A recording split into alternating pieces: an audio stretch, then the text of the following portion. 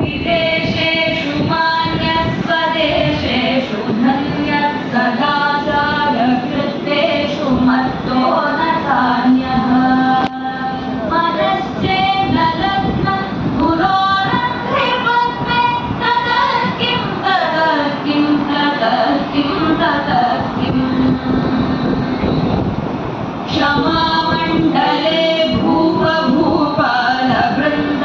सदा सेवितं यस्य पादारविन्दं मनश्चेन्न लग्नं गुरोरन्ध्रिपद्मे ततः किं ततः किं ततः किं ततः किम्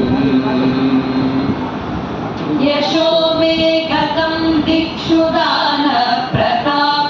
जगद्वस्तु सर्वं हरेयत्प्रसादात्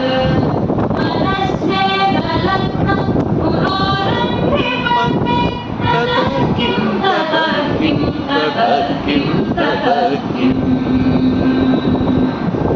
न भोगेन योगेन वा वासिराजौ न कान्तामुखे नैव वित्तेषु चित्तं मनश्चेन्न लग्नं गुरोरन्ध्रिपद्मे ततः किं ततः किं ततः किं ततः किम्